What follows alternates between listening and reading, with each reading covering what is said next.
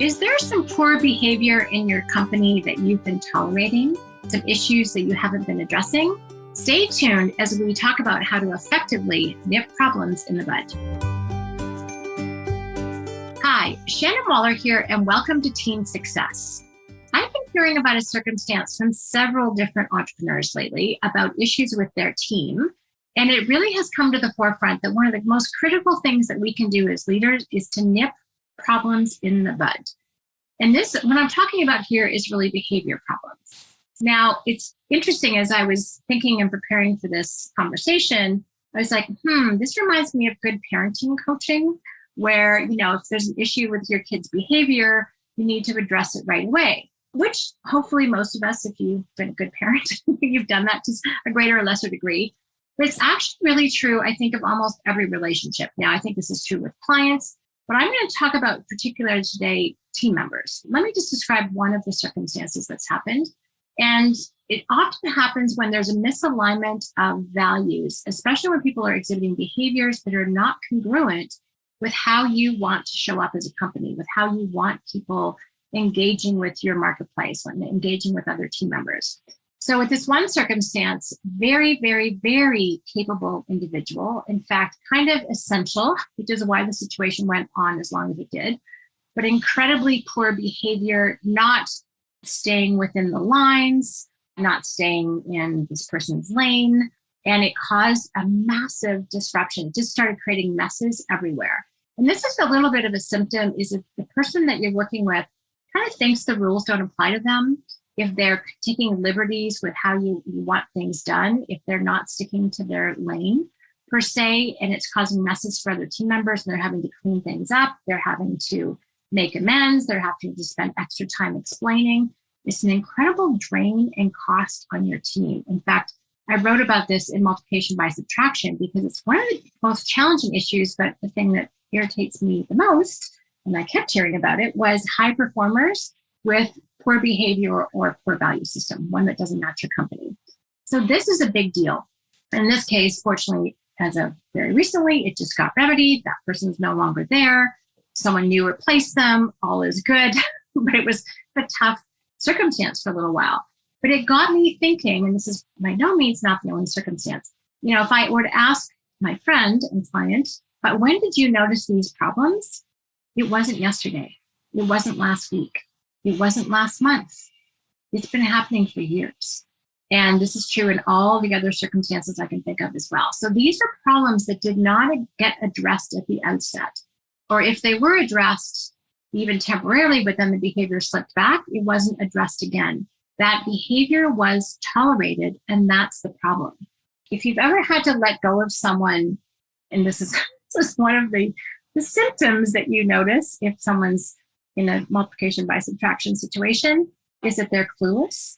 And often we think that, oh my gosh, this person must know that they're not showing up the way they're supposed to. They must have something else going on the side. Well, pretty much to a person, to a circumstance, that has not been the case. They're clueless about their cluelessness. And that's why they have no idea they're about to get fired. If we tolerate this behavior, people have no idea of what is happening. So they actually don't really get a chance to course correct until it's way too late, until they've drained any kind of emotional bank account they have with you. They're expensive. You've really built up this amount of pent up frustration that all of a sudden it's over. It's over between us. Now, if this is your situation, please make sure you take the appropriate steps legally to make sure that you're protected. And hopefully also, especially if the person's been around for a while, that you take care of them too. You want to have a graceful exit, as I talk about in the book. But it's one of those things where it can be really challenging to address these behavior problems. They're hard. They're not fun conversations as we picture them. Sometimes we're not clear. Sometimes we don't even see the behaviors, but other people do. So it's secondhand. We're not quite as sure about the feedback that we're getting. However, as a leader, you need to do something. You need to have this conversation. And hopefully this will encourage you to stop procrastinating. If you're thinking about someone right now, you're like, yep, that person's behavior has really been out of alignment with what we expect from our team members, or maybe even this is a client that's coming to mind for you. But you really do need to address it, because if you don't, the cost is too high. It's high to you. Ultimately, it's very, very high cost to your team. It also starts to show up on your front stage with your clientele, and it's just demoralizing. And your other team members, especially if they're seeing poor behavior on the part of someone else, they think, oh, well, he or she isn't dealing with it, so it must be okay. And then they downgrade their behavior and they downgrade what they expect of themselves. And then the whole thing just goes down to a level of mediocrity. And you're like, what happened? Well, actually, it's because you tolerated this one person's poor behavior and didn't address it. Now, that may sound a bit dramatic, but unfortunately, it's not. I've seen it happen multiple times. And I'm grateful I get to see it because I can highlight it and start to figure out what are some strategies so that other people don't fall into the same trap. So what can you do about it? You're probably feeling all the pain right now. Well, one of the things you can do is have what I call a reality check conversation. So one of the things I'm going to recommend strongly is that you run out and buy this book, Connect. It's called Connect, Building Exceptional Relationships with Family, Friends, and Colleagues by David Bradford and Carol Robin. It's amazing because one of the characteristics of an exceptional relationship is that you can address one another's behavior, but they're really prescriptive with saying, okay, address the behavior. Do not cross the line to presuming that you know what their intent was or what their thinking was. And I know this is something that stops me. I'm like, oh, well, they're having a rough day. This is going on in their life. I'm sure they didn't mean to. We kind of put into place all of the reasons why we think they're doing what they're doing, and we're justifying it, but we're not actually addressing the behavior. And those feel sometimes like hard conversations to have. I totally get it. They're also essential, and they have the opportunity to totally transform the relationship, the experience. You're going to actually create some self-awareness for the other person, and you're going to uphold standards. I'm a big person for standards. I hold myself to high standards.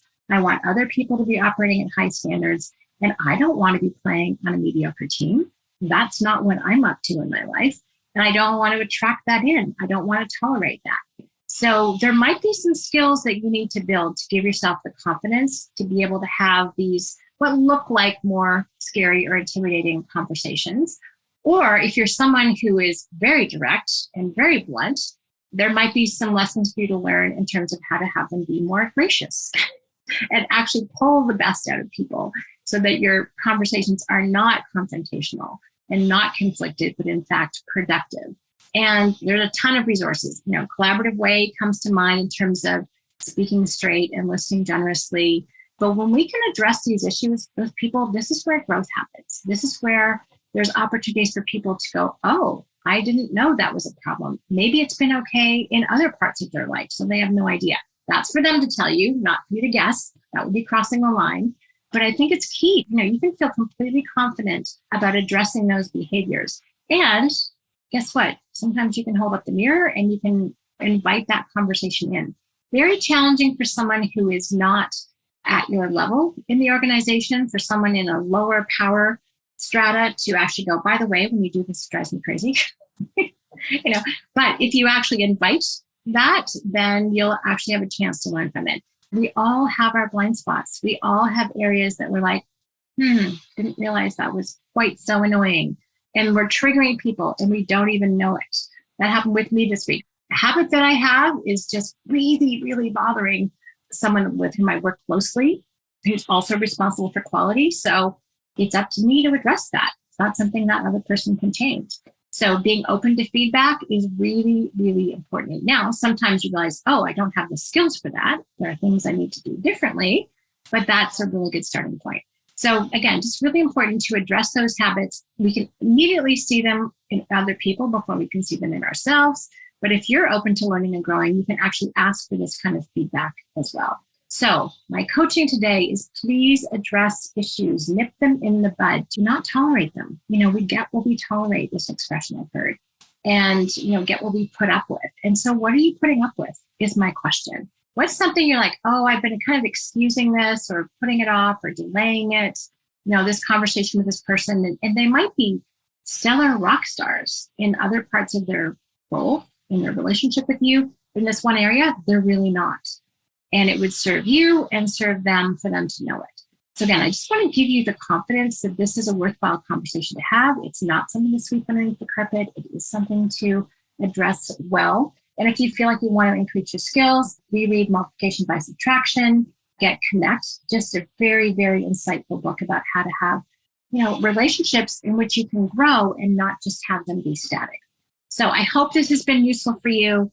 Have those reality check conversations. Do it in your own gracious and graceful way. Totally fine to do that.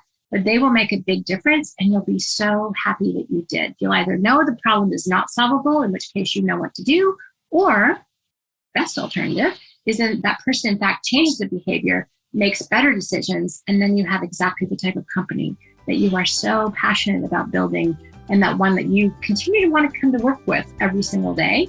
There's nothing worse than ending up with a company that does not represent who you are, where people aren't showing up the way that's important to you.